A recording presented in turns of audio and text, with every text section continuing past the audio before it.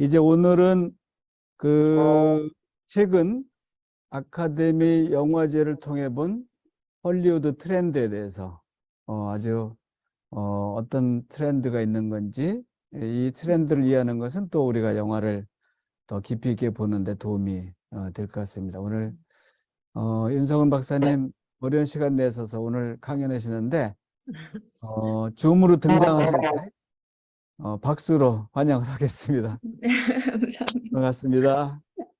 네, 안녕하세요. 반갑습니다. 네, 소개를 받은 윤성은이고요. 어, 그, 일단 화면을 좀 공유를 하고 아마 받으셨겠지만, 네, 저희 그 PPT 자료 보면서 강의를 시작을 할 텐데요. 소개해 주신 내용 중에서 제가 연극학이 아니라 영화학 박사입니다. 네, 영화학을 전공을 했고, 그리고 뭐 대학에서 강의도 많이 했었지만 좀 대학은 저랑 좀 맞지 않는 것 같더라고요. 네. 너무 정치적인 것들이 많이 작용을 하고 좀 어, 그런 것들에 좀 정치적인 인간이 못 돼가지고 그런 게 너무 힘들고 또 대학생들이 요즘에는 뭐 강사들을 뭐 거의 학원 선생님처럼 대하지 않습니까? 뭐 그런 것들도 싫고 해서 저는 이제 일찌감치 좀 학계에는 어, 뜻을 두지 않고 이제 원래 제가 영화 공부를 시작했던 게 영화 평론을 하고 싶어서 시작을 했기 때문에 좀 그쪽에 더 집중을 했는데요. 요즘에는 사실 이제 저는 영화 평론가가 무슨 직업인 줄 알고 되고 싶어 했었는데 이게 직업이 아니더라고요. 거의 사이드로 해야 되는 잡이고 취미 활동으로 해야 되는 잡이고 이게 프리랜서로 그냥 근근히 이렇게 살아가야 되는 그런 불안정한 일인데 네, 어쨌든 그래도 은혜로 여기까지는 왔고, 뭐, 각종 다양한 방송 활동이나, 뭐, 영화제 활동이나 이런 것들을 하면서 지금 살고 있고요. 어쨌든, 뭐, 먹고 사는 것에 괴로움은 있지만, 예, 영화를 보고 글을 쓰고 또 이렇게 강의하고 하는 것들이 굉장히 행복한 사람입니다. 네. 그래서 오늘 제가 좀 의뢰를 받은 이 주제가 최근 아카데미 영화상을 통해서 본 할리우드의 트렌드인데요. 이게 이제, 그래도 지금 다들 신앙인들이 이제 들으시는 강의라고 알고 있는데, 얼마나 이제, 좀 도움이 될지, 어떤 방향으로 도움이 될지 잘 모르겠지만, 네, 제가 준비한 내용들을 가지고 이야기를 해보고, 혹시 이제 궁금하신 점이 있으시면, 네, 나중에 저희 한 8시 한 15분 이후에 이제, 질문 시간을 좀 받도록 하겠습니다. 그때 제가 아는 한도 내에서, 예, 말씀드리도록 하겠습니다. 제가 이제 이 제목 자체가 조금 잘못됐는데요. 이제 아카데미 영화상입니다. 예, 사실 영화제가 아니라, 네, 영화상과 영화제는 다른 부분이 있어서, 예, 항상 이게 청룡 영화상이거든요. 근데 항상 청룡 영화제라고 다들 좀 잘못 말을 해요. 막 수상자들도 나와가지고 청룡 영화제에서 뭐 상을 받게 되는데 아니고 이제 시상식은 한 번에 끝나는 거죠. 네. 그리고 영화제라고 하면은 그래도 뭐 그 서울국제사랑영화제처럼 네 그렇게 이제 기간을 두고 여러 편의 영화를 상영하는 행사고요. 네, 아카데미는 그런 행사가 아니라 네, 시상식이기 때문에 아카데미 영화상을 통해 본 할리우드 트렌드가 맞다고 좀 정정을 해드리겠습니다. 네, 우리가 2020년 2월 9일에 역사적인 순간을 맞았는데요. 다 기억나실 겁니다. 워낙 이제 매스컴에서 많이 떠들어댔고, 우리도 참, 뭐 제가 어렸을 때만 하더라도 아니, 어렸을 때가 아니라 영화 공부를 시작하고 나서도 한 5년 전만 하더라도 우리 영화가 아카데미 시상식에서 상을 받을 거라고는 상상할 수 없었고, 특히 뭐 작품상, 감독상까지 이렇게 큰 상을 수상할 거라고는 생각하지 못했죠. 왜냐하면 이전까지 한국 영화가 아카데미 시상식에 후보에 오른 적조차 없었거든요. 장편 영화에서는. 네, 그렇기 때문에 이렇게 모든 기록을 다 깨고 봉준호 감독의 기생충이 2020년에 그 아카데미 시상식에서 상을 받게 됐다라는 거는 정말 많은 것들을 시사하는 것 같은데요. 일단은 뭐 기생충이란 작품의 우수성, 그리고 뭐 봉준호 감독의 위상, 이런 것들부터 이야기를 할 수가 있겠고, 그리고 이제 이걸 먼저 제가 말씀드리는 이유는, 이것이 이제 할리우드의 분위기가 많이 바뀌고 있다라는 것을 대변하는 아주 커다란 역사적인 사건이었다고 말씀드릴 수 있기 때문입니다. 뭐 여담을 조금 곁들이자면, 저는 이제 칸 영화제는 제가 한 4번 정도를 갔었어요. 2016, 2017, 18, 19, 20, 예, 아마 이렇게 아니다. 16, 17, 18, 19, 네, 그렇게 갔었습니다. 네, 4번을 갔는데, 물론 다, 이게 자비로 갔었고요. 네, 영화평론가는 어디 소속되어 있는 사람이 아니다 보니까 기자들은 이제 그 회사에서 예, 보내주는데, 저는 이제 자비로 갔었죠. 왜냐하면은, 칸 영화제에는 그 해에 향후 몇 년 동안 가장 대표적인 작가주의 영화들이 다 상영을 프리미어로 하기 때문에 가장 맨 처음에 최초로 상영하기 때문에 예, 이제 저 같은 평론가들은 예술 영화에 대해서 아무래도 비평을 하고 하는 사람이다 보니까 이제 가면은 굉장히 좋은 경험을 많이 하게 됩니다. 예, 그래서 이제 자비를 들여서라도 어떤 경험치를 쌓기 위해서 이제 갔었고요. 그런데 2019년에 칸 영화제에서 바로 봉준호 감독의 기생충이 황금 종려상을 먼저 탔습니다. 그래서 저는 솔직히 내가 더 칸 영화제에 올 필요가 없겠구나. 내 돈을 들여서 다 이루었다. 네, 이렇게 이제 생각을 했었고요. 그래서 뭐 작년에도 이렇게 한국 영화가 여러 편 또 경쟁 부문에 오르고 했었지만 이제 별로 갈 필요성을 못 느꼈죠. 근데 작년에는 뭐 2편이나 또 상을 받게 돼서 그것도 굉장히 의미 있는 일이었지만 일단 이제 기생충부터 그 좀 커다란 큰 상을 받게 된 것은 이제 황금 종려상이라는 이제 대상, 가장 큰 상을 받게 된 거는 기생충이 아직까지는 처음이자 마지막입니다. 칸에서도. 네.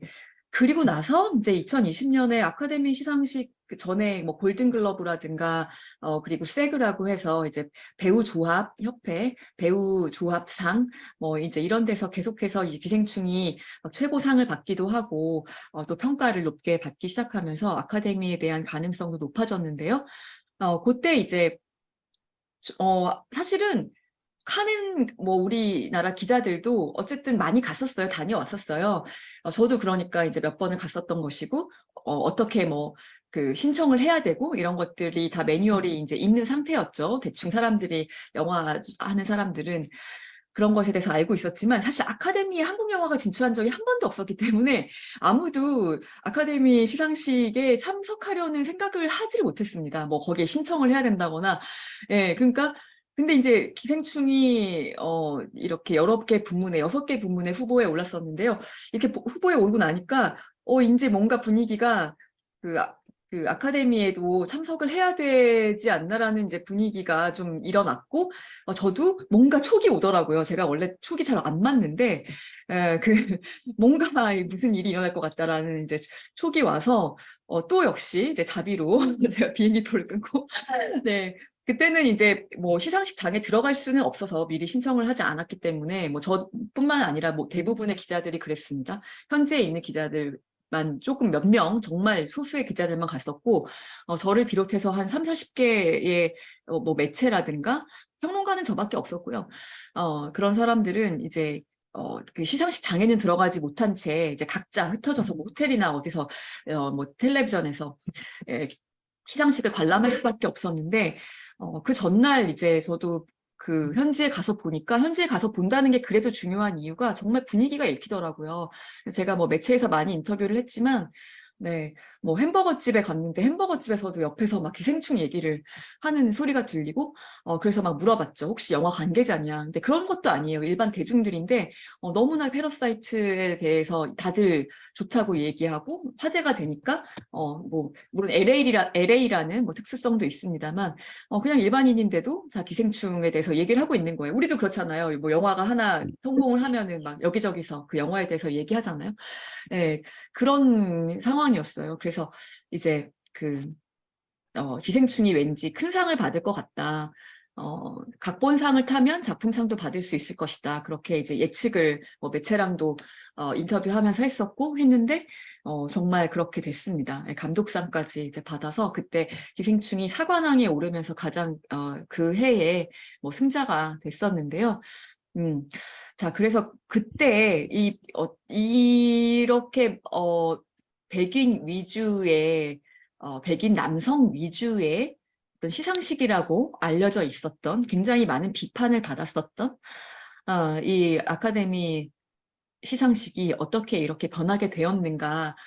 정말 그 안에서 엄청나게 그 협회 회원들이 자정하려는 어떤 노력, 그리고 그 어떤 발상의 전환, 이런 것들이 없었다라면은 이런 결과가 있지 않았을 거라는 그런 생각을 하게 만드는 일이었습니다. 그래서 어쨌든 뭐 이걸 운이라고 하면은 운일 수도 있죠. 어떤 시대적인 시대를 잘 만난 거니까. 만약에 기생충이 한 5년 전, 10년 전에 나왔더라면은 이 정도로 평가받고 할 수 있었을까?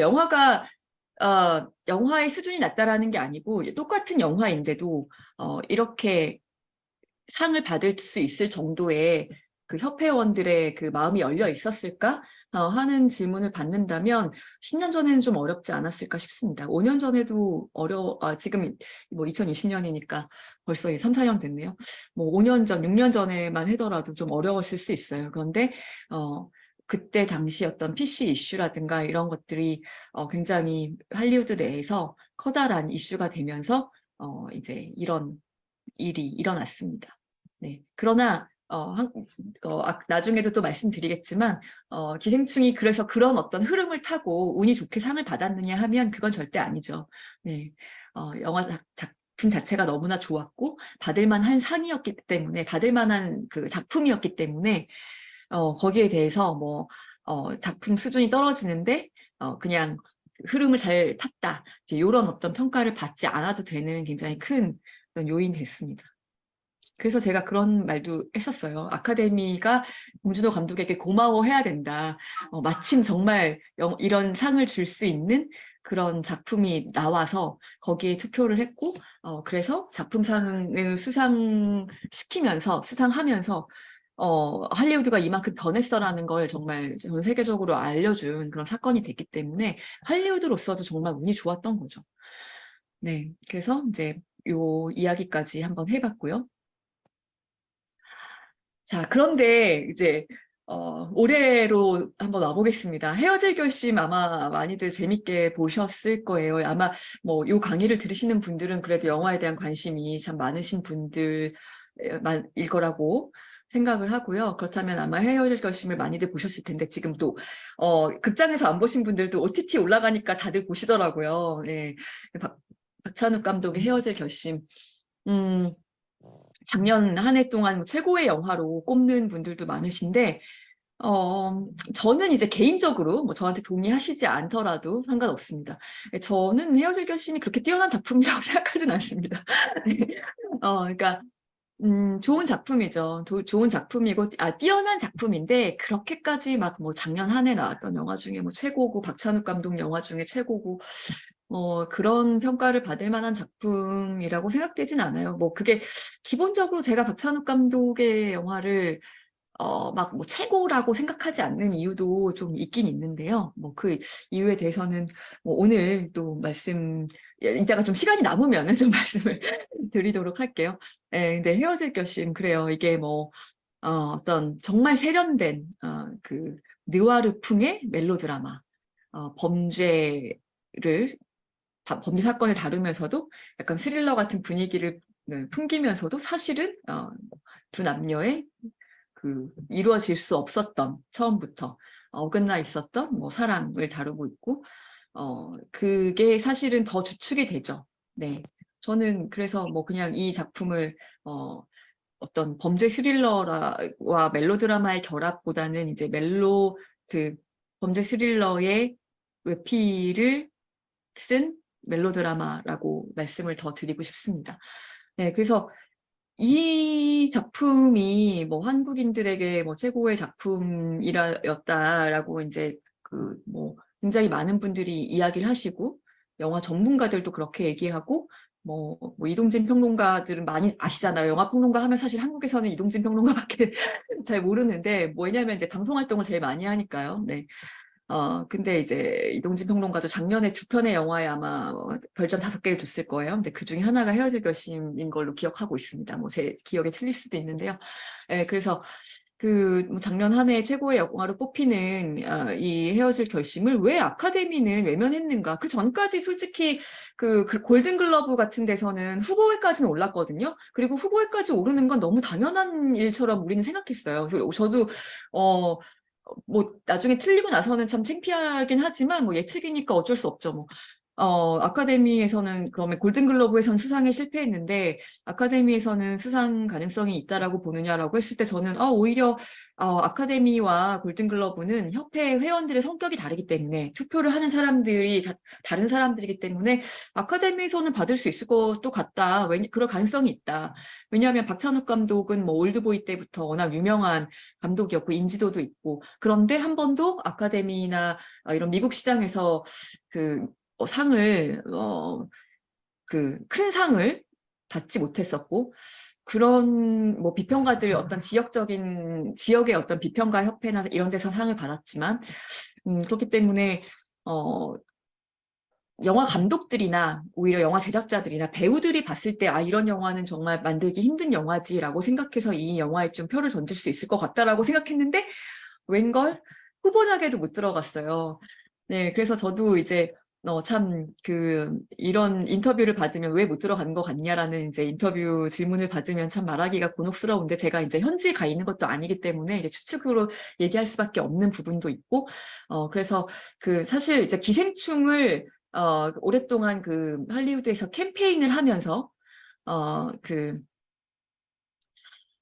어, 이제 오스카 캠페인이라고 하거든요. 오스카 시상식까지 쭉 이제 다양한 영화상 시상식들이 있습니다. 이제 그 시상식들에 계속 사람들에게 기생충을 알리고 이 작품이 좋은 작품이라는 것을 알리고 배우들과 친교를 맺게 만들고 뭐 이제 이런 어떤 프로모션을 할 때 굉장히 중요한 역할을 했던 CJ의 직원분이 있습니다. 높은 분이죠. 본부장님급인데 그분이랑 제가 좀 잘 알아서 그분한테 좀 여쭤봤어요. 왜 이번에도 헤어질 결심을 위해서 작년부터 굉장히 노력한 걸로 알고 있는데 뭐 이번에 CJ의 지원이 부족했던 것이냐 아니면 뭐 박찬욱 감독의 인기가 별로 없는 것이냐 뭐 여러 가지로 이제 현지에서의 어떤 분위기라든가 이런 것들을 좀 여쭤봤는데 뭐 국내에 계신 또 MPA라고 해가지고 모션 픽처 어소시에이션, 그러니까 미국에 있는 그 단체의 또 한국 지부에 계신 이제 그 대표님이랑도 얘기를 해보고 했더니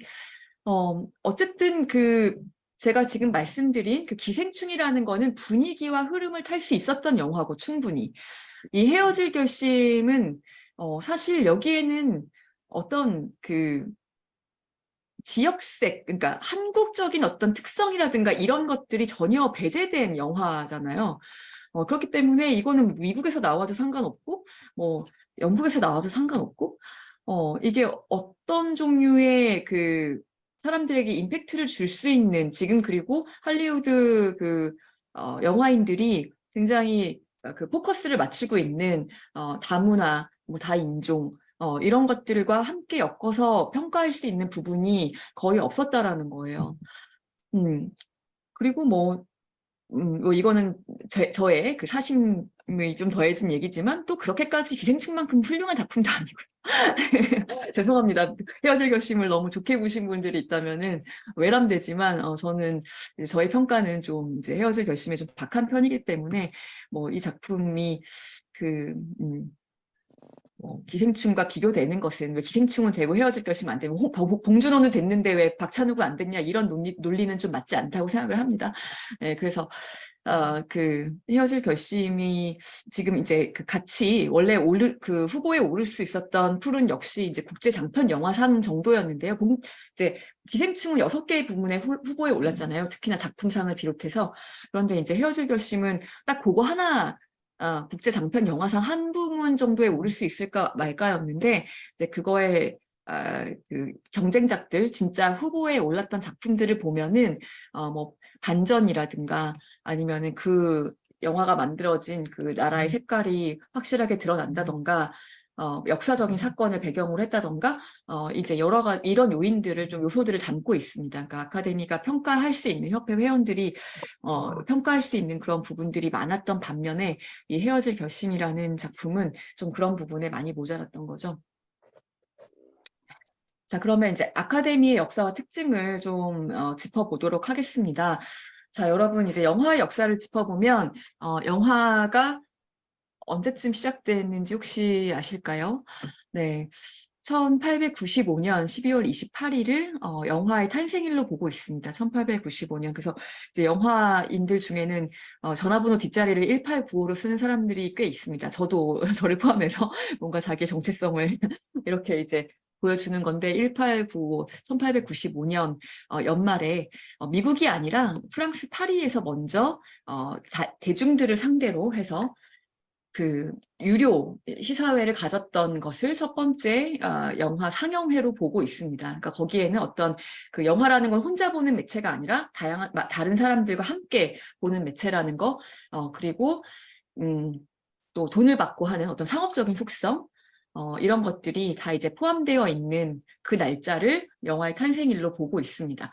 네, 그런데 이제 오스카상이 시작된 거는 1929년이에요. 사실은 이제 프랑스 파리에서 시작이 됐고, 후반에는 독일이라든가 뭐 영국이라든가 프랑스 이런 유럽 국가들이 어떤 영화 산업에 있어서 앞서가는 것처럼 앞서갔었습니다. 실제로. 그런데 이제 미국이 치고 나온 거는 1차 세계대전 때입니다. 유럽이 막 이제 전쟁 때문에 정신없을 때 이제 미국 영화들이 막 이제 전쟁 때는 당연히 이제 적국의 영화들을 틀지 않게 되잖아요. 이렇게 수입을 금지하고 뭐 이렇게 하다 보니까 그 틈을 타가지고 이제 미국이 전 세계 영화 시장에 패권을 준 다음에 지금까지도 그 패권을 단 한 번도 놓치지 않았습니다. 이런 산업이 별로 없을 것 같아요, 제 생각에는. 그쵸, 뭐 다 아는 건 아니지만 그래도 엎치락뒤치락 하면서 경쟁자들도 등장하고 하는 것이 어떤 그 산업의 논리일 텐데, 시장 경제일 텐데, 근데 영화 산업에 있어서는 뭐 100년 이상 지금 미국이 한 번도 전 세계 패권을 놓지 않았습니다. 네, 그게 팩트고요. 한국 사람들은 조금 이해 안 갈 수도 있어요. 미국 영화보다 한국 영화가 재밌는데 한국 사람들은 한국 영화 많이 보잖아. 한국이 거의 유일합니다. 네, 전 세계에서 미국 영화보다 한국 영화를 많이 보는 나라는 한국밖에 없다고 보셔도 돼요. 네. 그 정도로 이제 한국 사람들의 어떤 한국 영화 사랑이 정말 유별난데, 그리고 뭐 그런 얘기도 하잖아요. 뭐 팝보다 가요를 많이 듣는 두 나라가 우리나라밖에 없다고. 뭐 그런 한국이 좀 독특한 그런 문화적인 특수성이 있는 거죠. 네, 오스카상은 1929년부터 시작이 됐으니까 역사로 보자면은 한 뭐 35년, 영화 역사가 한 35년쯤 됐을 때 오스카상이라는 시상식이 시작이 됐습니다. 그런데 그 이전에 이미 아까 말씀드린 대로 미국에서 어떤 영화 산업이라는 거는 벌써 막 따로 어떤 그 프로듀서들도 있고 굉장히 분업화된 그런 산업적인 체계를 가지고 있었고, 그리고 이미 쟁쟁한 스타들이 다 배출되어 있었고, 그러니까 오히려 이제 그런 것에 대해서 시상식을 우리가 좀 커다랗게 가져야겠다라고 하는 그 인식은 좀 늦게 생긴 거라고 봐도 과언이 아닐 정도로 이미 정말 완성된, 그리고 무엇보다 가장 중요한 대중성을 가진 어떤 매체로서 사람들에게 문화 콘텐츠로서 큰 영향력을 가지고 있었죠. 사실 이때는 뭐 텔레비전이 있었던 시대도 아니고, 텔레비전이 이제 생기고 나서부터는 조금은 이제 산업적인 변화가 생기지만, 네, 뭐 영화가 그 영상의 모든 것이었기 때문에, 영상은 사실은 영화부터 시작을 했고요. 영화가 영상의 모든 것, 영상 이꼴 영화였던 시절이 굉장히 길었었죠. 네, 그렇게 이제 시작이 됐었습니다. 그 오스카 상을 그러면 아까 제가 뭐 협회 회원들 얘기 많이 했었는데, 그 누가 주는 것이냐, 이제 미국 영화예술 아카데미 of 모션 픽처 아츠 앤 사이언스라는 우리가 아카데미라 그러면 이거 참 번역하기가 우리는 뭐 학원, 요렇게 알려져 있는데, 그러면 진짜 뭐 우리가 뭘 배우러 다니는 학원 이렇게 생각이 되실 텐데요. 그러니까 뭔가 공부하는 어떤 그 학회 뭐 이렇게 이제 의미가 해석되기도 하고, 그런데 진짜 실제로 뭐 여기서 공부를 막 하거나 이런 건 아니고, 이제 조금 저는 협회라고 하는 게 더 맞는 것 같아요. 우리한테 와닿게 번역을 하려면 똑같은 또 의미도 아니겠지만, 네, 그래서 미국 영화예술 아카데미 회원들이 주는 건데요. 이 미국 영화예술 아카데미 회원이 될 수 있는 자격은 영화를 만드는 제작자, 프로듀서, 그리고 감독, 배우, 그리고 스태프들입니다. 여기에는 평론가도 들어갈 수가 없어요. 네, 영화를 공부하는 학자들 들어가지 못합니다. 기자들 안 됩니다. 여기는 무조건 영화를 만드는 사람들만 들어갈 수 있고요. 그리고 투표권이 있다라는 거는 최근까지, 그러니까 그게 5년인가 뭐 이렇게 기한이 있어요. 그래서 계속해서 영화 활동을 하고 있는 사람들한테만 투표권이 주어져요.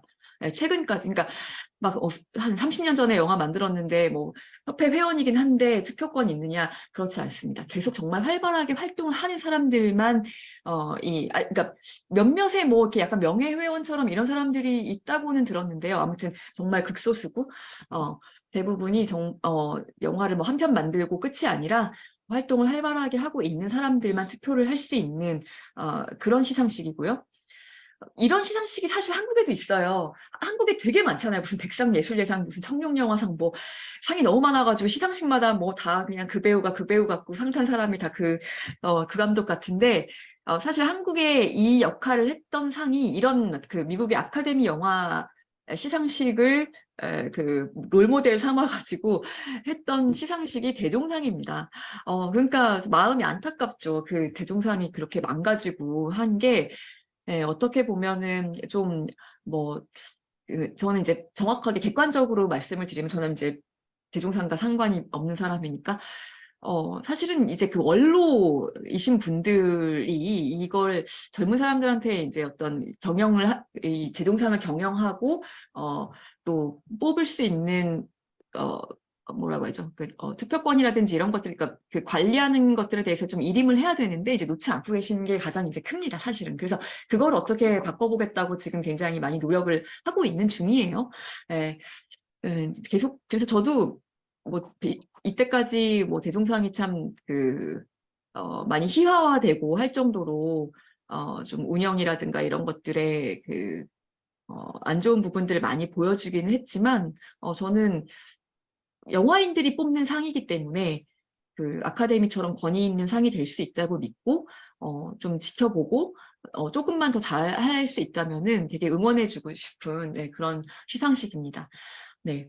자, 거기에 비해서 이제 골든글러브는 뭐냐. 맨날 뭐 골든글러브가 아카데미의 무슨 전초전이다. 이런 이야기를 많이 들으실 텐데요.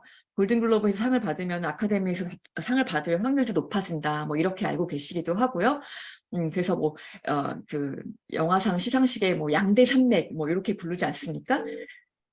근데 그렇게 치기에는 솔직히 골든글러브는 규모도 정말 작고요. 그 권위에 있어서도 정말 차이가 많이 납니다. 뭐 2인자일 순 있어요. 두 번째일 순 있지만 어, 격차라는 건 굉장히 크죠. 예, 그게 뭐냐면 골든글러브는 북미 지역에서 활동하는 그 외신 기자 협회에서 주는 상입니다.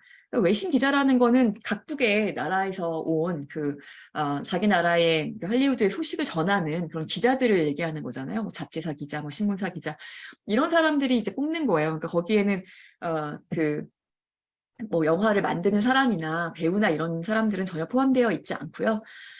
그렇기 때문에 이 골든글러브는 상당히 그 규모도 작습니다. 오스카상은 수천 명이에요. 그리고 점점 이제 제가 뒤에서 좀 얘기하겠지만, 점점 더 그 규모를 더 키워나가고 있어요.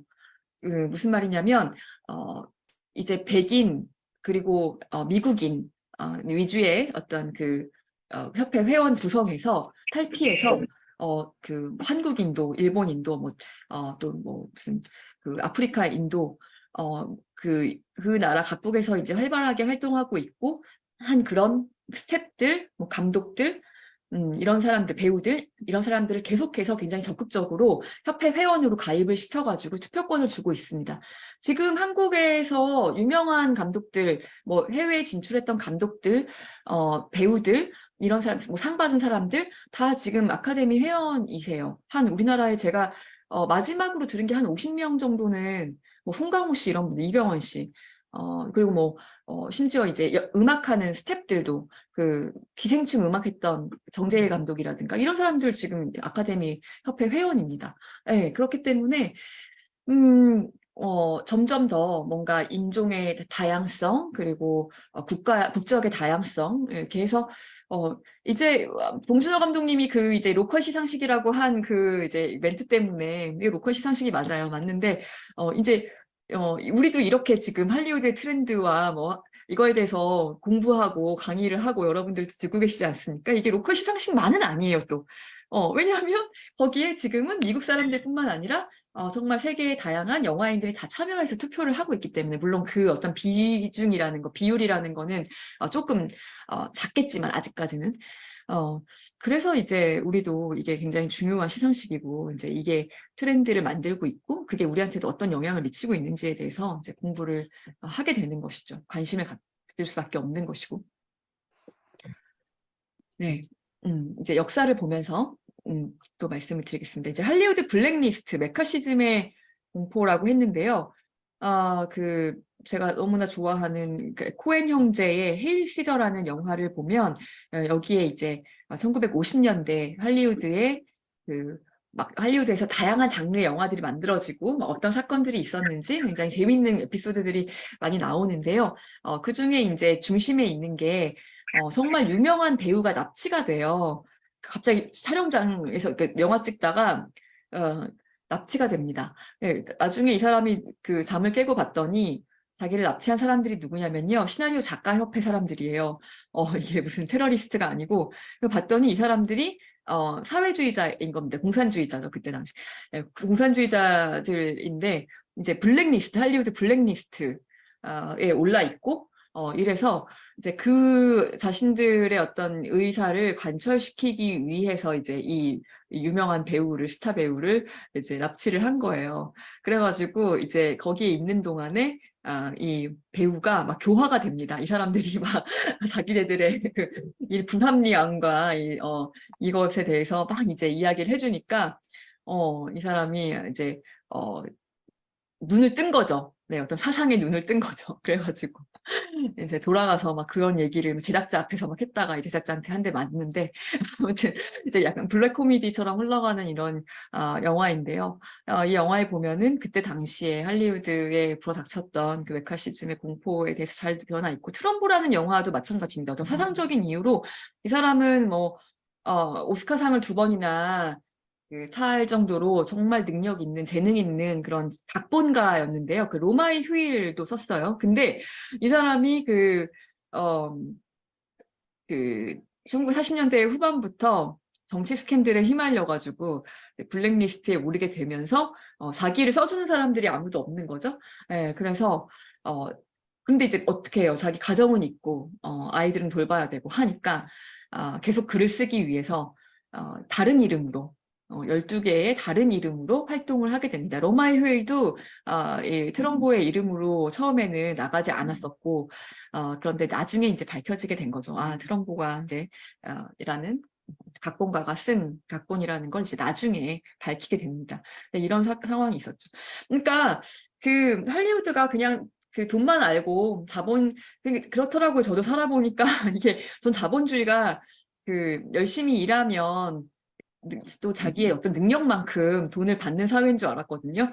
근데 그게 아니라 저는 이제 뭐 원고 막 한 장당 뭐 10,000원, 15,000원, 20,000원 이렇게 이제 받으면서 일하고 있는 이건 노동주의고 그냥 자본이 자본을 벌어야 자본주의더라고요. 그래서 저 혼자만 이제 뭔가 노동주의에 살고 있는 게 아닌가 뭐 이런 생각이 들었는데 아무튼 이제 뭐 할리우드가 자본 위주고 자본이 블록버스터를 만들어내고 이제 뭐 이런 어떤 선입견들이 많고, 물론 그 선입견이라기보다 이제 그런 부분들이 있죠. 그런데 이제 영화인들을 생각하면 영화인들은 사실 그 좌파고 굉장히 그 정치적으로도 좀 좌파인 사람들이 많고 한국이랑 비슷한 것 같아요. 한국도 문화예술계 사람들이 좀 좌파들이 많잖아요. 그러니까 뭐 여기 이제 수업 들으시는 분들은 뭐 정치적인 성향에 대해서 말하자는 건 아닙니다. 지금 객관적으로 어떤 뭐 왜 그런지 모르겠지만 그렇더라고요. 영화 쪽도 당연히 그렇고 네, 문화예술계에 있으면은 아무래도 뭐 그쵸. 어, 그래서 좀 약간 거기에 대한 그 어떤 오해 같은 것들이 있는데, 할리우드가 지금 제가 요 배경들을 왜 이렇게 PC에 더 초점을 맞추고 뭔가 변화하게 됐는가에 대해서 이제 말씀을 드리면서, 요런 어, 정부로부터, 트루먼 독트린이라고 하잖아요. 뭐, 공산주의자에 대한 그 반감 같은 것들이 국민적인 정서, 대국민 정서로 막 퍼지고 했던 그런 시기에 이제 막 블랙리스트가 생기고 거기에 이제 헐리우드 영화인들이 다 들어가게 되고, 근데 그게 거의 진짜 그런 것도 아니고 다 마녀사냥이었다는 거, 대부분은. 거기서 뭐, 정말 잡혀간 사람들, 그 블랙리스트에 올랐던 사람들 중에 진짜 뭐 공산주의자들은 그렇게 많지 않았어요. 네, 아주 비율이 굉장히 적었는데 아주 억울한 일을 당했죠.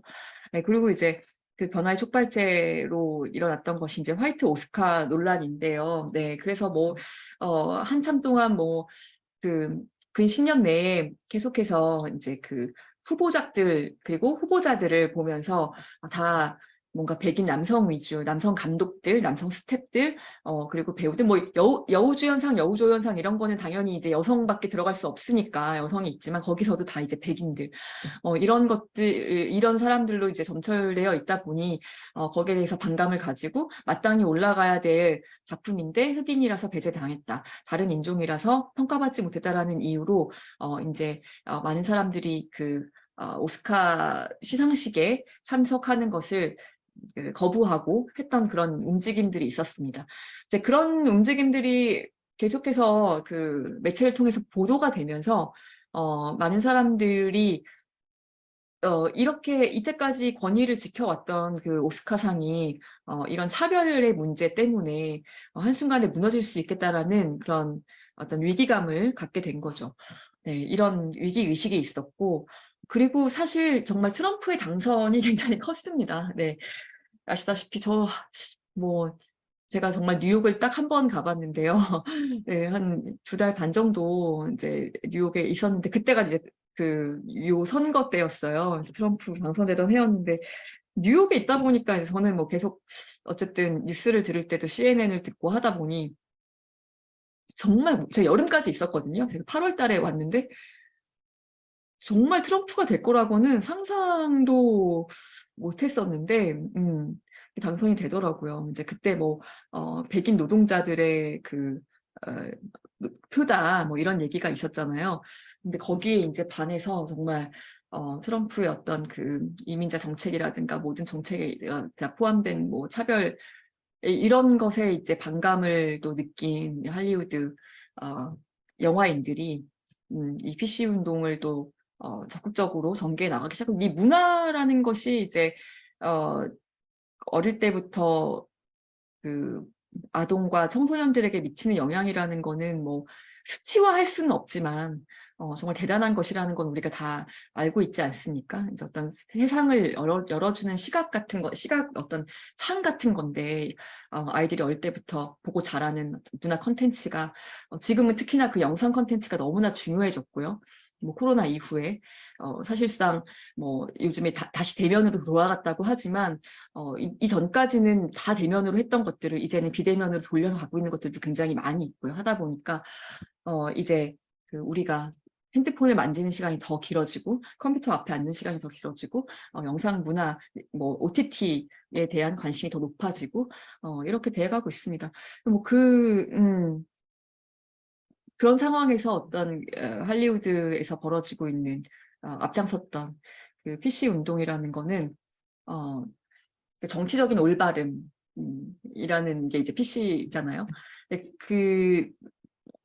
이제 뒤에 나오지만 어떤 식으로 PC를 가져갈 것인가, 어떤 식으로 보여줄 것인가 하는 그런 부분들이 이제 남아 있었을 뿐이죠.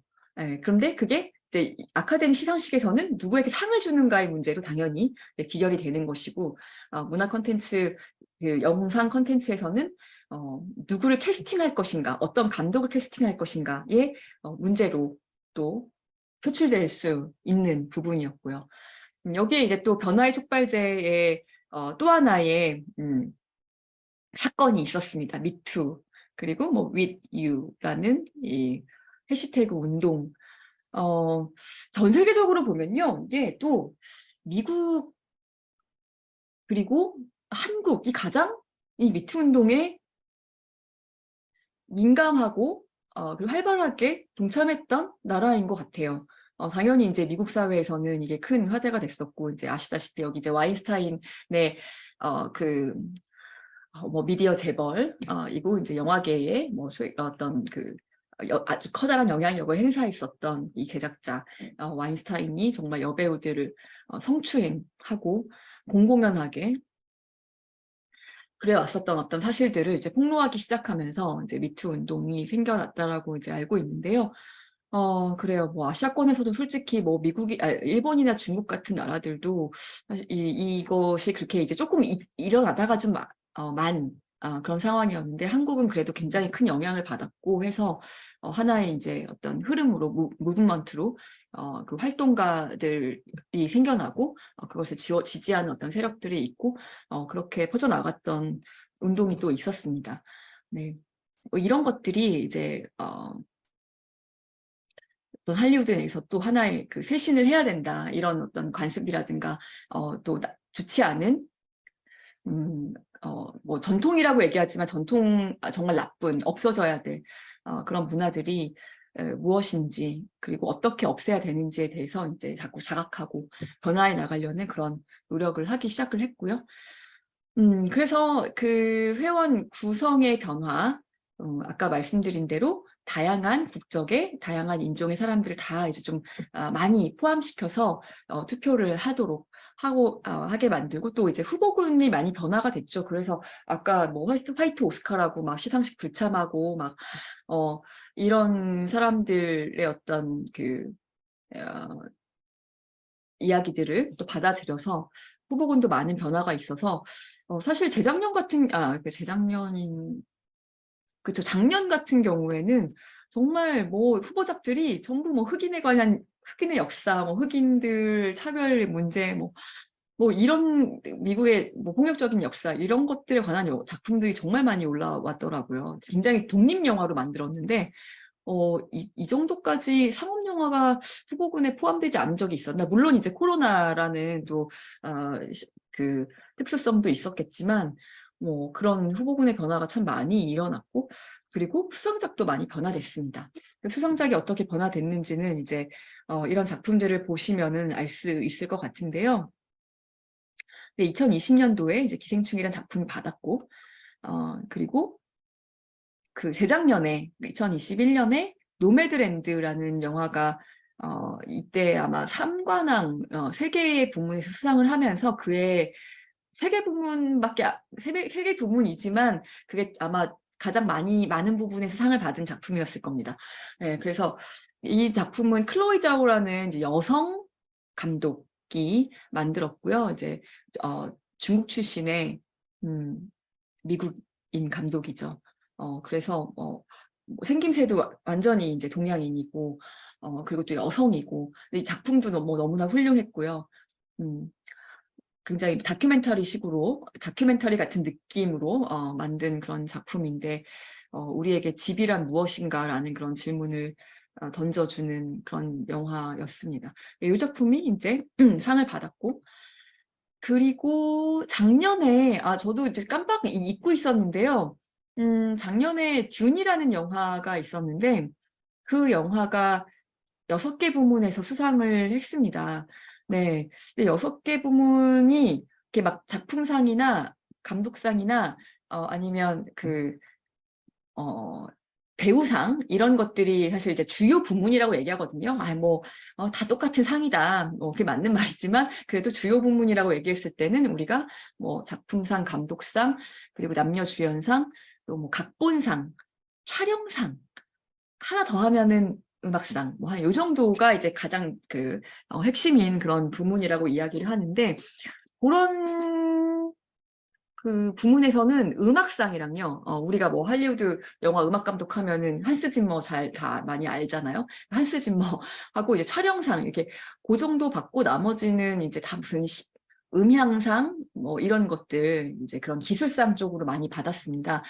네, 그리고 작년에 이제 그 솔직히 작년 그 아카데미 시상식 하면은요, 우리가 제일 먼저 얘기하는 게 윌 스미스의 폭행 사건이고, 네, 그 시상식 끝난 다음에도 계속 윌 스미스 폭행 사건이 어떻게 됐느냐, 윌 스미스가 뭘 나무주연상 탔는데 막 반납하고, 뭐 10년 동안 이제, 오스카 여기 협회 시상식에 오지 못하게 만들고, 막 이제 요런 어떤 그걸 받느라고 그런 뉴스를 듣느라고 작년에 작품상이 뭐가 탔는지 요거에는 사람들이 많이 관심이 없었던 것 같은데 작년에 이제 코다라는 영화가 받았죠.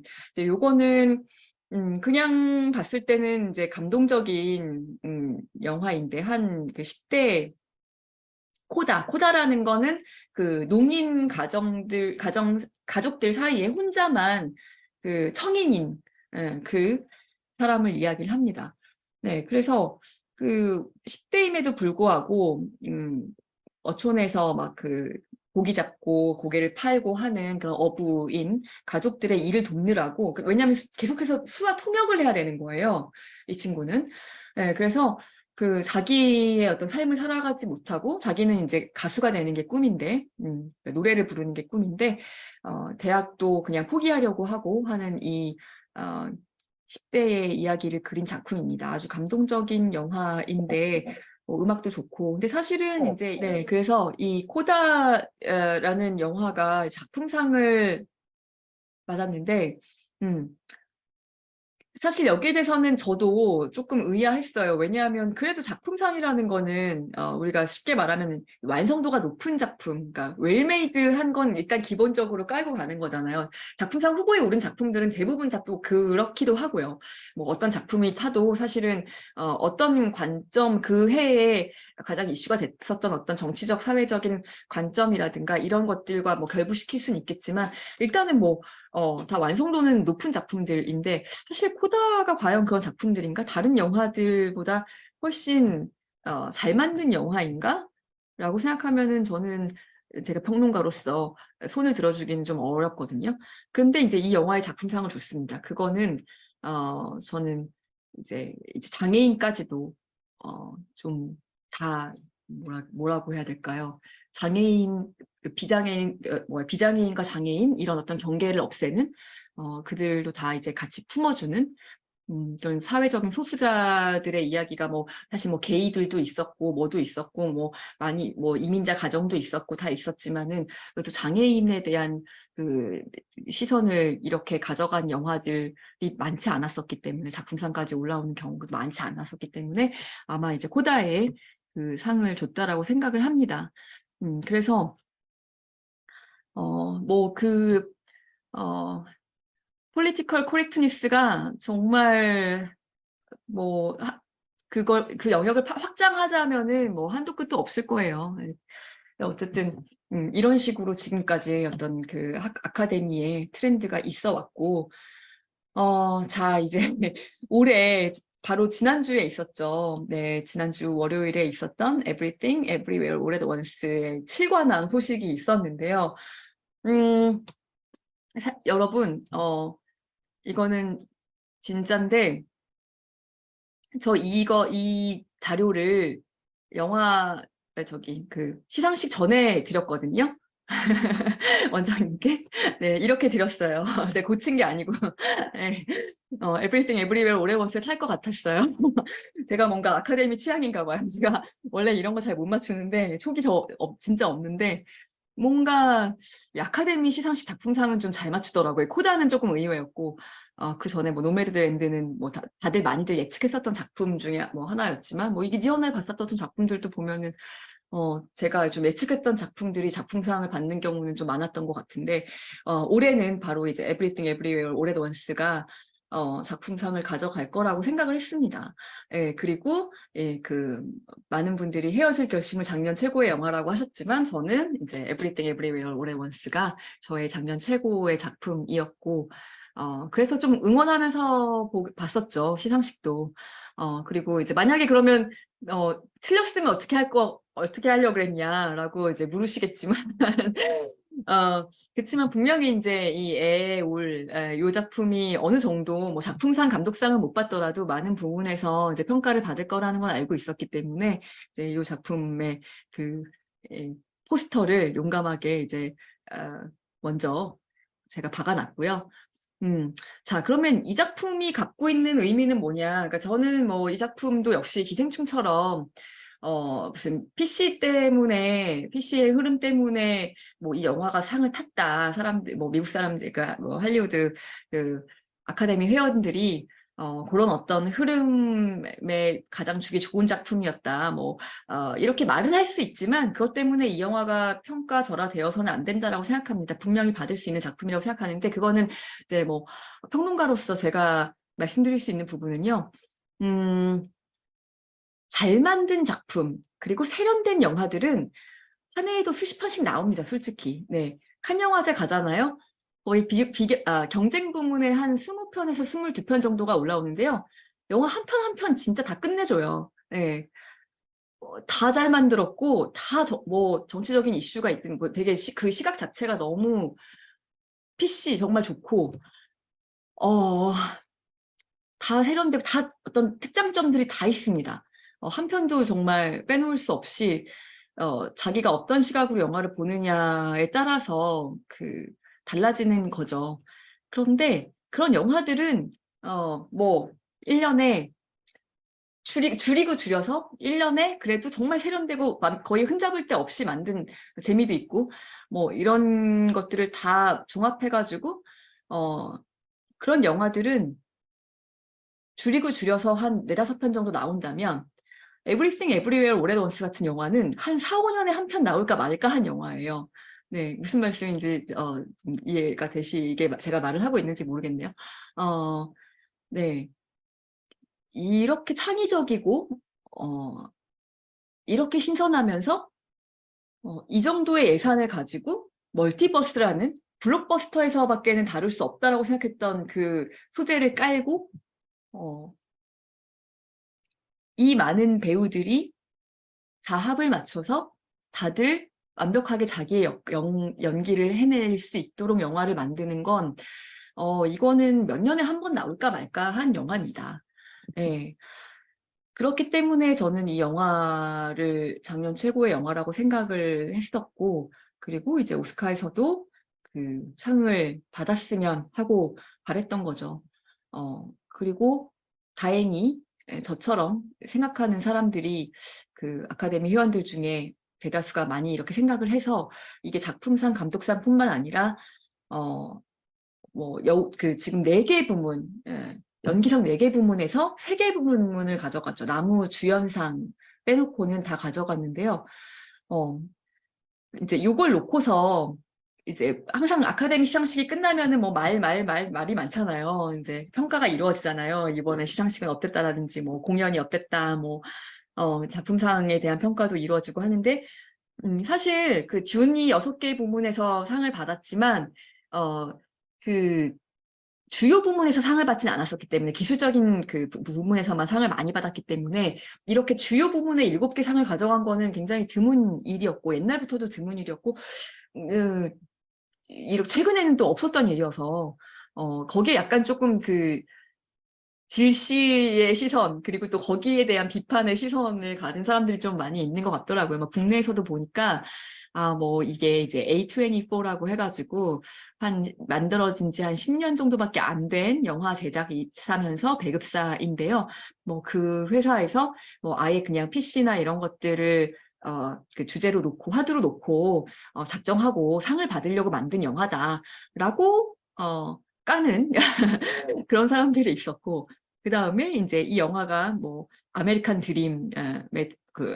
드림을 뭐 표상하는 영화이기 때문에 그래서 이 영화가 상을 많이 받을 수 있었다 뭐 이런 식으로 또 폄훼하는 사람들도 있고 한데 뭐, 첫 번째 평가 비판에 대해서는 솔직히 작정하고 만들어도 못 만드는 회사들도 많아요. 뭐, 작정한 회사들이 지금까지 뭐, 한두 개였겠습니까?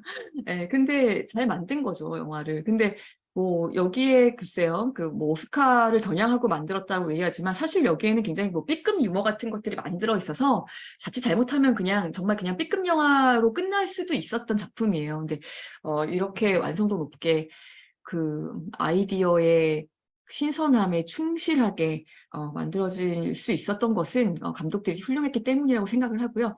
그다음에 이제 아메리칸 드림에 대한 그 부분에 대해서는 정말 좀 오해가 많은 것 같은데 이거는 저는 그 시상식에서 이 나무 조연상을 받았던 키호이 콴 아마 이제 기사 읽어보신 분들은 많이 보셨을 텐데 이제 그 인디아나 존스와 구니스의 스필버그 감독이 가장 먼저 캐스팅했던 이 꼬마 배우였는데 한동안 정말 어떤 동양인에 대한 뭐 차별이라든가 이런 것 때문에 스턴트맨 뭐 이런 것들로 활동하다가 이번에 이런 좋은 작품을 만나서 그 오스카상까지 받게 됐는데요. 자기가 이제 베트남 난민이었다고 그 고백을 하잖아요. 그래서 보트를 타고 뭐 탈출을 하고 뭐 이제 이런 이야기를 들려주면서 자기가 오늘 이 자리에서 상을 받게 된 게 아메리칸 드림이다라고 이야기를 했는데 마치 그게 이제 이 영화가 다 아메리칸 드림에 대한 영화인 것처럼 영화를 안 보신 분들인가 싶을 정도로 네, 그렇게 이제 오해를 하시더라고요. 근데 이 영화에는 아메리칸 드림이 없습니다. 네, 이 영화는 그 중국 이민자 가정의 이야기인데요. 오히려 막 중국 그 이민 와가지고 뭐 꿈을 이루는 영화가 아니고 자기가 그냥 중국에서 살았었다라면은 오히려 그 훌륭한 여배우가 됐을 때 결혼하지 않고 살았었다라면은 뭐 훌륭한 여배우가 됐었을 수 있는데 약간 뭐 이런 이야기도 있고요. 그 멀티버스라는 게 이제 가보지 못한 길 선택의 순간에서 내가 A라는 선택을 해가지고 이렇게 살고 있지만 그 가보지 못한 B라는 순간에 그 유니버스가 갈라지면서 그렇게 하나의 세계가 생겨나는 것이거든요. 예, 뭐 아예 그냥 판타지도 있습니다, 물론. 그렇지만 그런 이야기이기 때문에 이 영화에는 어딜 봐도 뭐 미국 제일주의 같은 것들을 뭐 표상한 그런 장면을 뭐 정말 뭐 글쎄요. 어, 꼬투리 잡기 위해서 막 열심히 보면은 뭐 어딘가에 뭐 있을 수는 있는데 디테일한 것이 있을 수 있는데 이 영화가 이야기하고자 하는 것은 좀 그런 것들과는 거리가 멉니다. 다만 이제 그 키호이 콴이라는 배우가 이룬 것은 아메리칸 드림일 수 있고 그리고 뭐 양자경이라는 배우는 뭐 그렇게 그 침체기에 빠져 있었던 적은 없었던 배우이긴 하지만 어쨌든 또 그 할리우드까지 진출해서 오스카상을 받게 된 최초의 동양 여배우라는 아시아 배우라는 그런 여우 주연상을 받은 그러니까 여배우죠. 여배우라는 그런 사실 때문에 또 약간 그런 점들이 좀 부각이 되는데요.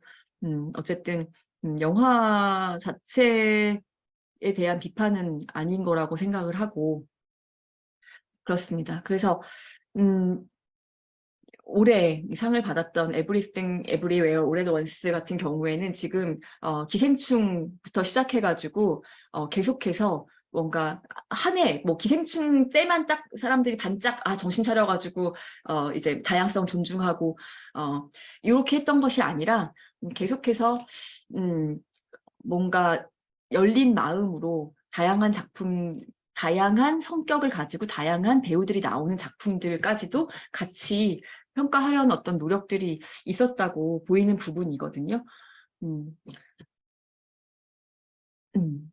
자, 그리고 이제 요즘 뭐 마블 영화가 재미가 없는데 왜 재미가 없냐. 점점 더 사람들이 마블 영화를 안 보기 시작한다. 요런 그 이야기들이 많이 나오고 아마 최근에 나온 작품들이 진짜 많이 안 봤어요. 네. 앤트맨 그 3 개봉한 지 뭐 한 달 정도 됐나요? 예, 그런데 별로 그렇게 그 화제도 되지 못하고 뭐 다 슬램덩크와 슬램덩크에다 묻혀버렸죠. 오히려 일본 그 애니메이션에 묻혀버리는 그런 일이 일어났는데 음, 디즈니가 이제 인수하면서 이렇게 됐다라는 또 이야기들이 많이 있잖아요. 디즈니에서 지금 그 실사화하고 있는 그런 영화들, 그런 영화들을 보면은 정말 어떤 인종의 다양성, 이런 것들에 굉장히 완전히 빠져 있는 것 같아요. 깊이. 완전히 이게 뭐, 그러니까, 전 다양성 다 좋죠. 너무 좋은데, 이제 재미가 없어지는 거예요.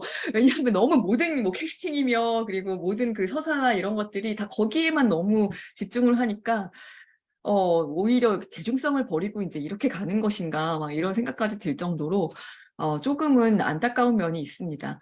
네, 그래서, 그리고 어떻게 보면 그 다양성이라는 게 왜 다 흑인을 캐스팅하는 것에서 그치는 거죠. 네. 뭐, 또 물론 여성 문제도 있어요. 네, 이때까지 조금 그 영화들에서, 특히 뭐 블록버스터에서 항상 이제, 여성들을 표현해왔던 방식은, 오히려 그 어떤 영웅들을 그 난관에 빠뜨리고, 예전에 뭐 첩보 영화에서 보면은 그 파무 파탈 그런 느낌이었죠. 늘 여성들이 맡은 캐릭터라는 거는 그런 식으로 뭐 유혹한다던가 위험에 빠뜨린다던가 같은 편이어도 이런 식이었지만 지금은 이제 주체적이고 힘을 가진 뭐 와칸다 포에버 이번에 이제 그 블랙팬서 와칸다 포에버 보면은 여성들이 하는 액션이 절대 뭐 남성들보다 못하지 않습니다. 똑같은 액션을 보여줍니다. 그냥 여성일 뿐이에요.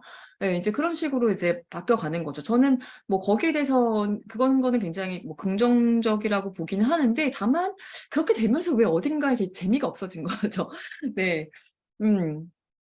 그리고 이제 와칸다 포에버 보면 또 너무 과도할 정도로 그냥 너무나 여성 위주이기도 하고요. 그러니까 뭐 좀 균형을 잡는다는 게 참 이렇게 힘든 것 같습니다. 네.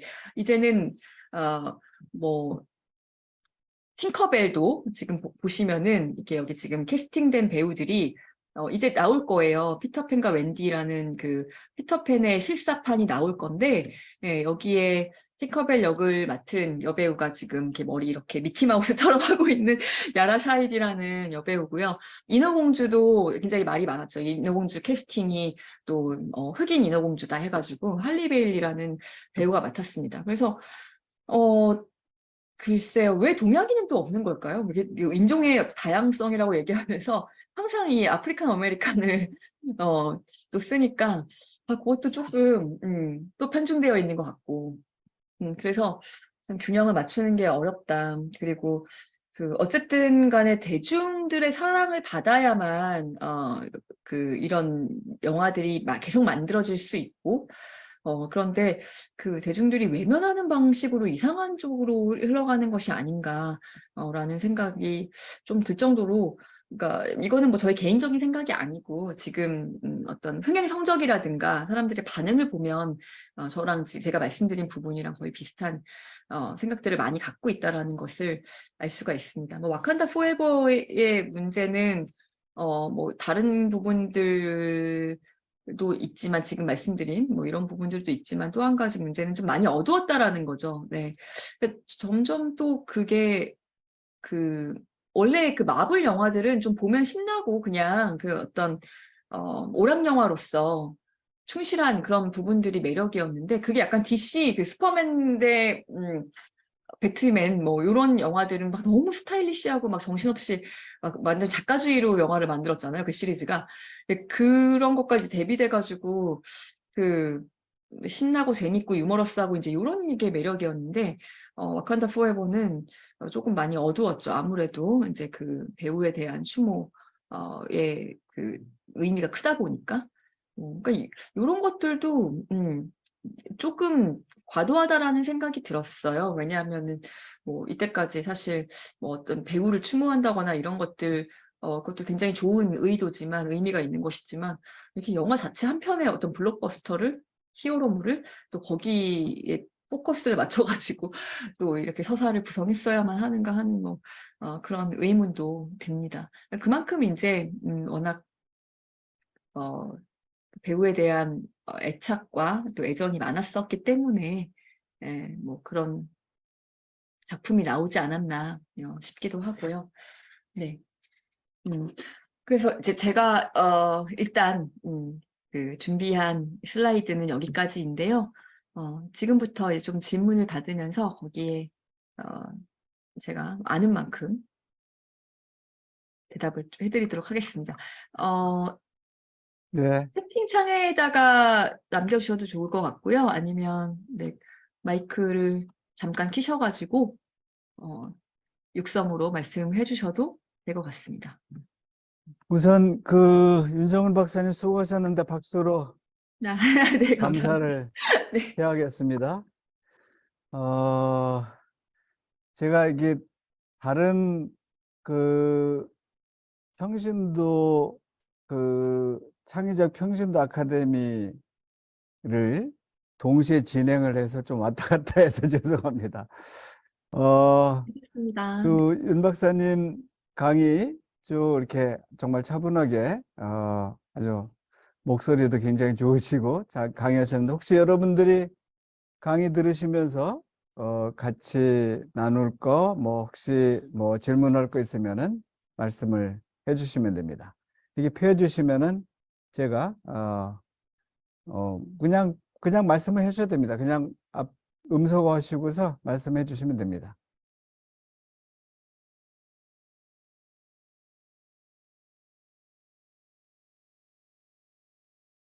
그 질문을 생각할 동안 어떻게 해서 영화에 대해서 그렇게 관심이 많이 갖게 됐어요? 윤 박사님? 네, 질문을 준비하시는 동안 짧게 설명을 드리면, 저는 이제 국문과를 나왔는데요. 예. 맨 처음부터 말씀을 드리자면, 중학교 때 이제 굉장히 친했던 단짝 친구가 영화를 좋아했었어요. 근데 그때는 저는 잘은 몰랐었어요. 영화를 좋아한다는 게 어떤 의미고, 왜 영화에 어떤 매력이 있을까 잘 몰랐었는데, 그 친구의 영향을 많이 받았던 것 같아요. 그래서 영화에 조금 더 관심을 갖게 되고, 오히려 저는 이제 고등학교 올라가면서 고3 때 오히려 좀 영화가 좋다라는, 그러니까 영화를 더 많이 좋아하게 되고 해가지고 좀 공부 안 하고 영화 많이 보러 다니고 하다가, 이제 대학교 올라가서 막 아르바이트 하면서 이제 그 개봉 영화들 보고, 또 그때 당시에는 이제 비디오 가게가 성행했으니까, 그때 비디오 이제 예술 영화들을 다 옛날에는 비디오로 나오지 않았습니까? 그래서 유명하다라는 예술 영화들 이제 찾아보고 하다가, 그러다가 이제 영화에 대한 글 같은 거를, 저희 이제 유니텔 세대거든요. 그래서 PC통신에다가 이제 영화의 글에 대한 감상평 같은 것도 쓰고, 그리고 이제 뭐 교회 홈페이지 같은 데다가 이제 그냥 게시판에다가 영화 보고 오면은 뭐 이제 저 나름대로 그냥 뭐 영화에 대해서 알지도 못하면서 그냥 어 제가 본 대로, 그렇게 나름대로의 그냥 감상문 정도를 이제 올리면은, 근데 교회 게시판이 그게 약간의 문제인 게, 교회에서는 이제 욕을 안 합니다. 다 좋은 말만 해줍니다. 잘 쓴다고 해주고 이렇게. 어, 그래서 제가 잘 쓰는 줄 알았죠. 네, 그래가지고, 그리고 또 이제 교회 게시판에 뭐 글 쓰면서 그냥 제가 되게 행복했던 것 같아요. 그냥 그런 영화를 보고 글을 쓴다는 게 되게 행복한 일이구나, 즐거운 일이구나. 그런 생각을 하면서, 나는 직업을 뭘 가지면 좋을까, 대학교 때.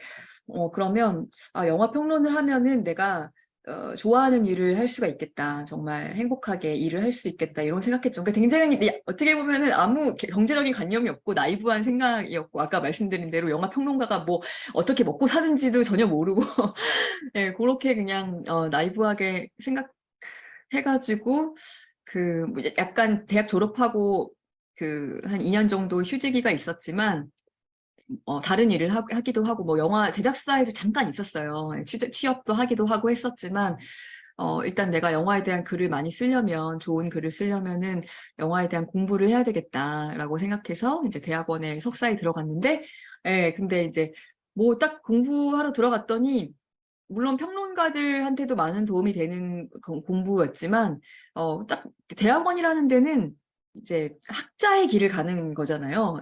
정확하게 말씀드리면, 솔직히 요즘에 막 다 스펙으로 하지만, 어쨌든 학자가 되는 길이 열려버린 거죠. 네. 근데 그냥 또 그게 저한테는 안 맞진 않아가지고, 그냥 공부하는 게 좋고, 재밌고, 또 이제 논문을 쓰는 것도 좋아서, 곧잘 했고, 그래서 이제 박사까지 쭉 하게 됐습니다. 근데 말씀드린 대로 이제 박사 과정이 딱 갔더니 석사와는 정말 또 다른 분위기로 이제 막 정치적인 그런 라인들이 다 있더라고요. 근데 그거에 이제 완전히 제가 여기는 빨리 빠져나가야 되는 곳이구나. 그래서 저는 되게 박사도 빨리 끝냈는데요. 이제 인문학은 정말 뭐 10년씩 걸리고, 정말 똑똑하고 능력 있는 선배들도 막 10년씩 걸리는데, 저는 한 4년 반 만에 박사 논문을 쓰고 나왔는데, 그게 똑똑해서가 아니고, 여기서 어떻게 샀는지 빨리 이 학교를 벗어나야겠다라는 그 일념 하에 좋은 논문을 쓰겠다는 것은 포기하고, 논문을 쓰는 것에 이제 초점을 두고, 달렸더니 어쨌든 이제 빨리 졸업할 수 있게 돼가지고, 근데 제가 참 현명했던 것 같습니다. 학교를 빨리 빠져나온 것은. 네. 예. 이런 사연이 있습니다. 네. 고맙습니다. 질문하세요.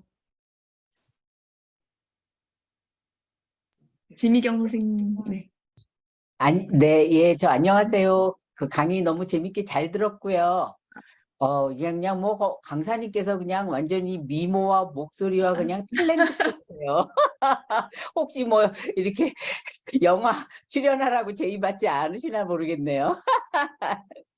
예, 여자가 말씀드렸으니까 이거 성희롱 아닌 거죠? 네, 얼마든지 좋습니다. 네, 네. 네, 이거는 이제 우문 현답을 부탁드리는데요. 그 이제 요즘 많이들 얘기할 때 운칠기삼, 그죠? 운이 7, 그다음에 기량이 3이다 이렇게 얘기하고 심지어는 운칠복삼. 그러니까 운이 굉장히 많이 좌우한다 이제 이런 얘기들을 해서 너무 이제 본인의 실력으로 안 된 거를 이제 굉장히 좀 위로하는 의미에서 이렇게 웃자고 이제 유행하는 말인데 혹시 윤성원 선생님은 이렇게 시상식이라든가 이런 영화계에서 이렇게 느끼시면서 운칠기삼 그렇죠? 운칠복삼 이거가 혹시 어떻게 느껴지시는지 좀 한번 이렇게 저희보다는 가깝게 계셨으니까 그런 거에 대해서 좀 별로 현명한 질문은 아니지만 부탁드립니다. 너무 현명한 질문이시고, 굉장히, 네, 많은 말씀을 드릴 수 있는 질문이어가지고 기쁘네요. 예. 그러니까, 영화만큼 진짜 그 운칠기삼, 운칠복삼. 운칠복삼, 네, 그건 완전 멋있다. 그냥 우리 시기예요. 아무튼, 예, 시기를 많이 타고 하는 컨텐츠도 없는 것 같아요. 왜냐하면은 영화는요, 기획해가지고, 영화를 찍고, 그 다음에 개봉할 때까지 시간이 진짜 많이 걸리는 컨텐츠거든요.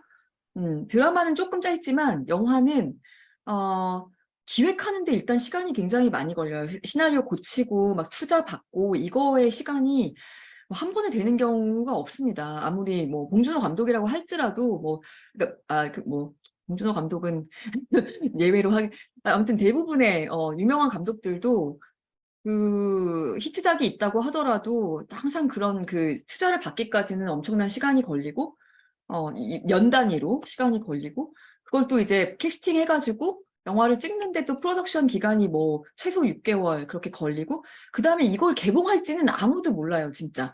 예, 그 개봉하는 시기는 막 그 배급사가 뭐 CJ나 뭐 롯데나 이런 배급사가 쫙 그 라인업이 있잖아요. 그러면은 이 영화를 개봉을 언제 하겠다는 거의 이제 그 배급사에서 결정을 하고 감독의 동의를 구하긴 하지만 감독이 마음대로 할 수도 없어요. 그래서 이 뭐 몇 년씩 이제 묵혀놨다가 영화가 개봉하기도 하죠. 그러니까 이번에 이제 코로나 같은 것이 이제 대표적인 예입니다. 이게 코로나 때 사람들 뭐 영화관이 거의 셧다운 되는 이 상황에서 언제 개봉할지 어떻게 알겠어요. 이거는 아무도 우리가 예측을 못한 상황인데, 거기에 이제 개봉을 못하다 보니까 영웅 같은 영화 있잖아요. 영웅은 거의 이제 코로나 사실 개봉하는 시기를 보고 있었어요. 개봉 다 찍어놓고 그게 거의 코로나 직전까지 다 찍고 그 개봉 시기만 남겨놓고 있었는데 다 만들어 놓고 이제 한 3년이 되니까 사실은 이 영화가 그 만들어진 지가 3년이 된 영화예요. 어떤 경우는요, 청소년이었던 배우가 3년 지나면은 다 이제 어른이 돼가지고 얼굴이 달라지는 경우도 진짜 있어요. 예, 그래서 저 배우가 저 이제 개봉 못하고 있는 동안에는 이만큼 성장을 한 그런 케이스들도 있죠. 그러니까 뭐 그리고 또 맞아요. 영화 개봉 날짜 정해놨는데 뭐 요번에 유아인 씨 사태도 있었지만 그 배우가 사고 치잖아요. 그러면은 그 영화는 진짜 망하는 거예요. 어떻게 개봉할 수가 없어요. 지금 유아인 씨가 찍어놓은 영화들이 몇 편 있어요. 드라마도 있고. 그 넷플릭스에서 그 제작한 거는 조금 뭐 해버리면 됐지만 극장에서 개봉하려고 했던 영화는 이거는 지금 우리가 언제 볼 수 있을지 알 수가 없습니다. 뭐 이런 식이죠. 뭐 음주운전 뭐 이런 거 배우들이 하고 나면은 그 영화는 최소 6개월, 1년씩은 개봉을 못해요. 그러니까 이게 정말 운이 많이 작용할 수밖에 없는 거고, 막 뭐 요즘처럼 또 일본 컨텐츠가 이렇게 막 갑자기 슬램덩크 이런 게 이제 향수를 타고 각광받기 시작하면은 막 이제 때는 이때다 그러고 이제 비슷한 컨텐츠들이 또 막 이제 개봉을 하려고도 하고 뭐 그런 게 이제 그런 거 갖고 있었던 배급사들은 뭐 이제 할렐루야죠. 네. 뭐 이런 것들이 영화계에서 굉장히 많고요. 그리고 두 번째는 맞아요. 한산이란 이거 되게 재밌는 얘기인데 한산이 개봉했을 때 한산이 명량보다 더 잘 만들었다는 평가가 많았던 반면에 이 관객 수는 거의 사실은 반토막이거든요. 명량이 1760만 명이 봤었던 작품이에요. 근데 사실 한산은 그거보다 뭐 천만도 안 된 작품이니까 그 원인에 대해서 분석한 걸 보면 좀 재밌는 얘기인데 아베가 죽어서 그렇다. 아베가 안 죽었으면 이 영화가 천만이 갈 수 있었는데 왜냐면은 아베가 죽지 않고 막 신사참배하고 이러면 이제 열받아가지고 사람들이 또 막 한산 보러 가고 이랬을 텐데 뭐 그런 되게 시류를 많이 타죠 영화라는 건. 네, 굉장히 많이 타는 작품이고 그 콘텐츠고. 그다음에 두 번째 그 영화상에 대해서 말씀을 드리면은요. 저도 영화상 정말 많은 영화상에 다 심사위원으로서 참석을 했었습니다. 뭐 청룡영화상에도 제가 한 3번인가 그 코로나 시기였지만 그렇게 연속해서 이제 참여를 했었고. 근데 되게 그 아카데미 시상식은 아까 말씀드린 대로 어쨌거나 수천 명이 투표를 해요. 수천 명이 투표를 하니까 그게 그래도 이제 그 아카데미의 어떤 방향성을 보여주는 거라고 본다면은 뭐 청룡영화상만 해도 한 표는 이제 네티즌 표가 그 작용을 하고요. 네티즌 투표합니다. 그리고 나머지 8표는 심사위원들이 구성이 돼서 가지고 하는데 거기에는 저처럼 평론가도 있고 뭐 감독들, 배우, 뭐 제작자 이런 사람들이 고루 이제 분포가 돼 있습니다. 그리고 이제 청룡영화사는 조선일보에서 뭐죠? 그 스포츠 조선에서 주관을 하기 때문에 거기에 이제 담당하시는 분이 한 분이 참석을 하시고 이렇게 다양한 분야의 영화 전문가들이 참석을 하는데 그러면은 솔직히 또 작품상 후보에 올라와 있는 작품들은 다 퀄리티는 너무 좋아요. 어떤 작품이 받아도 사실 별로 어떤 말이 나올 것 같지는 않지만 그렇다면은 이제 거기에는 어떤 그 각 심사위원들이 생각하는 또 방향성들이 다 작용을 하게 되죠. 그 해 심사위원들이 어떤 생각을 갖고 있느냐에 따라서 영화의 어떤 표가 갈리게 됩니다. 뭐 어떤 때 보면은 이제 저 같은 경우는 그래도 이게 맞는지는 모르겠어요. 저도 그냥 제 생각이니까요. 이건 정말 어차피 다 여우주연상 후보에 오른 5명의 연기가 다 뛰어났고 누굴 줘도 손색이 없는데 그렇다면은 나는 조금 어차피 시상식이라는 거는 쇼다. 저는 그렇게 생각해요. 행사잖아요. 행사니까 이 분위기를 업시켜줄 수 있는 배우한테 주면 좋겠다라고 생각을 하는 거죠. 그래서 어떤 때는 뭐 너무 뚜렷하게 한 명의 배우가 진짜 그냥 이번에는 이분한테 줘야 되겠다라고 생각되는 배우가 없을 때는 저는 조금 의외의 인물에게 주는 것도 좋다고 생각할 때가 있고요. 근데 뭐 저의 이런 얘기가 받아들여질 때도 있지만 안 받아들여지고 그래도 뭔 소리야. 무슨 소리야. 20년 전에 박하사탕 그렇지만 아직도 문소리지. 문소리 설경구 커플이 제일 잘했어. 뭐 이렇게 가면은 그렇게 가는 것이고 저는 또 문소리야. 20년 지났는데 좀 다른 이번엔 조금 젊은 배우한테 줘도 되지 않나? 뭐 이런 주의였지만 뭐 저의 그 의견은 묵살된 적도 있고요. 뭐 네, 그런 식으로 뭐 이건 정치적인 맥락은 아니지만 심사위원 구성에 따라서 조금씩 바뀌더라고요. 그게 약간 또 그 성별에 따라 나누기도 해요. 솔직히 말하면 뭐 여성들은 이 영화에 대해서 굉장히 좀 부정적인 인식을 갖고 있는 영화가 또 후보에 올라오는 경우는 진짜 그 영화는 상을 받지 못합니다. 왜냐하면 모든 투표에 이제 그 영화들이 자꾸만 배제가 되기 때문에 그리고 뭐 반대일 수도 있죠. 이제 그 남성 그 남성 심사위원들이 싫어하는, 이해하지 못하는 어떤 감수성을 가진 영화가 올라온다 그러면 이제 그 영화는 모든 투표에서 또 다 배제가 되기도 하고, 조금 그 심사위원에 따라서 그에 조금 다른 성향의 영화들이 이제 상을 받기도 합니다. 예. 또 다른 분 영화에 대해서 궁금하신 거 있으면 얘기하세요.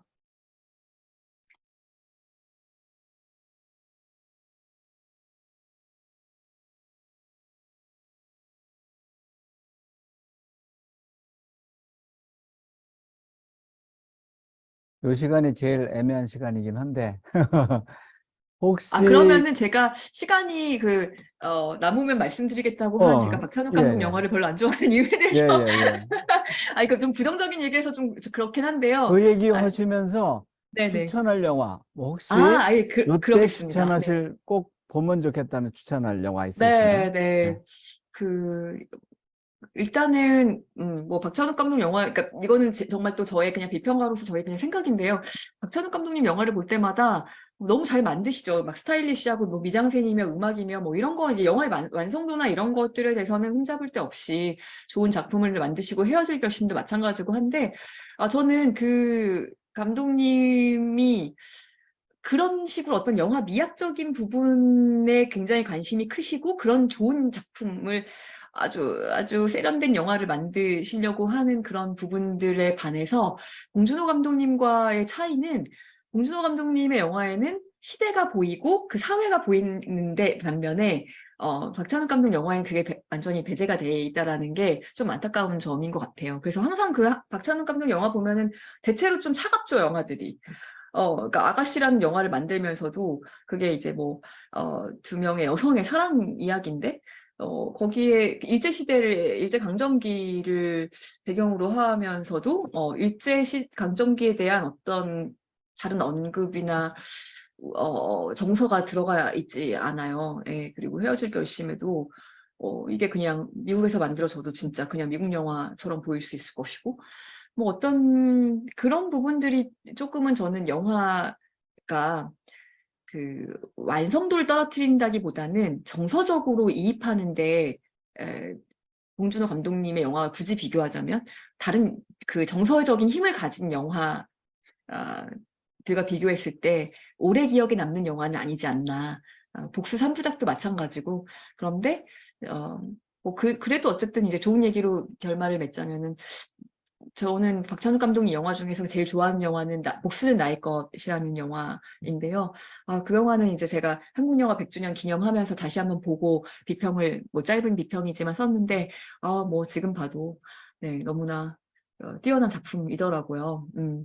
뭐 그런 말씀을 드릴 수 있을 것 같고, 추천 영화 하면은요, 저는 이번 주에는 일단 스티븐 스필버그 감독의 자전적인 영화인 이제 파벨먼스라는 영화가 개봉을 합니다. 내일 개봉을 하는데, 파벨먼스 너무 좀 생소하잖아요. 파벨만스라고, 파벨만스 요렇게 이제 한국 제목으로 개봉을 하는데, 그게 원래도 그 가족이거든요. 가족의 그 성씨예요. 파벨만스라고 해서 그 유태인 가정의 이야기고, 스티븐 스필버그 뭐 본인의 이름을 쓰지는 않았어요. 그 정도까지는 하지 않았지만 자기가 겪었던 일들, 자기 가정사를 다 다루고 있는 그런 영화인데, 그 파벨만스라는 아예 그런 성씨가 없대요. 예, 만들어낸 성씨라고 하더라고요. 예, 그래서 파벨만스, 예, 영화 보시면 우리 세대의 감독이지 않습니까? 예, 스티븐 스필버그가 위대한 거는요. 지금 뭐 스티븐 스필버그 영화라고 해서 사람들이 영화를 많이 보진 않죠. 근데 위대한 건 지금은 작가주의 감독, 그러니까 어떤 상업 영화를 만드는 데 있어서 감독의 이름이 중요하지 않은 시대가 됐습니다. 무슨 말이냐면은, 지금은 마블 영화를 만드는데 어느 감독이 만들었어가 별로 중요하지 않아요. 왜냐? 이게 매뉴얼이 다 있어요. 제작 매뉴얼이. 이런 장면은 이렇게 찍으면 되고, 이런 카메라를 쓰면 되고, 이게 뭐 감독이 뛰어나다라는 것이 별로 영향을 미치지 않아요. 신인 감독들이 만들어도 비슷한 퀄리티가 나옵니다. 신기하죠. 아무도 관심 없잖아요. 저 와칸다 포레버 감독 뭐 이름은 알지만, 뭐 그리고 지금까지 어떤 감독 어떤 영화를 만들었는지는 알지, 저는 이제 평론가니까 알지만 별로 중요하지 않다고 생각하거든요. 예. 근데 스필버그 시대에는 80년대, 90년대까지는 중요했어요. 그게. 예. 조지 루카스가 만들었는지, 제임스 카메론이 만들었는지, 그 세 명의 어떤 그 감독, 스필버그와 루카스와 카메론, 이 감독이 거의 마지막 세대, 지금까지 활동하고 있는 마지막 세대의 감독입니다. 상업 영화에서도 감독의 이름이 중요했었던 시대를 풍미했었고, 그리고 2020년대까지 영화를 만들고 있는 마지막 세대의 감독이죠. 그런 면에서 이 파벨만스를 보는 저도 이제 70년대생이거든요. 그래서 우리 세대의 사람들이라면 참 그 어떤 영화, 우리 세대가 영화를 받아들였던 그 방식, 감수성 뭐 이런 것들에 대해서 생각하게 해주는 그런 작품으로서 추천을 해드리고 싶고요. 그리고 이제 저희 엄마한테도 제가 막 표를 끊어가지고 보여드린 작품이 있는데, 저는 더 웨일이라는 영화 굉장히 좋게 봤거든요. 더 웨일. 요게 이제 브랜든 프레이저가 나무 주연상을 받았던 작품이고요. 더 웨일. 이게 제목이 웨일이 이제 고래잖아요. 근데 그래서 엄마한테 더 웨일 고래라는 뜻의 영화야 했더니 엄마는 진짜 물고기가 뛰어노는 작품인 줄 아셨대요. 진짜. 그런 물고기 안 나오고요. 고래 안 나옵니다. 네, 그냥 아주 작은 공간에서 이런 집 안에서 일어나는 이야기고, 왜냐면 이제 이게 희곡이거든요, 원래. 작은 공간에서 계속해서 새로운 방문자들이 등장하면서 이어져 가는 그런 영화인데요. 200kg가 넘는 그 초고도 비만의 환자, 이제 거의 죽을 날이 얼마 남지 않은, 건강이 너무나 악화돼서 그 사람이 자기 과오에 대해서 또 참회도 하면서 자기 가족들, 헤어져 살던 가족들을 다시 딸을 만나면서 자기가 왜 가족들을 배신했었는지, 거기에 대한 어떤 그 가족들 개개인의 어떤 구원이 어디서 오는지에 대한 그런 영화라고 저는 생각해서, 굉장히 종교적인 영화로 저는 이 영화를 받아들였고, 아마 이 영화를 보신다면은 저랑 좀 비슷한 생각을 하시지 않을까 싶습니다. 네. 예. 오늘 시간이 다 돼서 오늘은 여기까지 하고, 나중에 또 기회가 되면은 윤성훈 박사님 모시고 더 깊이 있는 얘기, 더 유익한 얘기를 듣도록 하겠습니다. 오늘 늦게까지 귀한 강연해 주신 우리 윤성훈 박사님께 감사의 박수를 네, 감사합니다. 드리고요. 고맙습니다. 네, 감사합니다. 다음 주 광고하고 마치겠습니다. 다음 주는 우리 이무영 감독님이 스크린으로 만나는 복음이라는 제목으로 이제 뭐 영화에서 우리가 복음을 어떻게 만나는 건지에 대해서 감독님께서 다음 주는 강연을 해주셨습니다. 그러면은 다음 주 3월 28일 날 저녁 7시에 이곳에서 다시 뵙겠습니다. 고맙습니다. 잘들 지내세요. 네.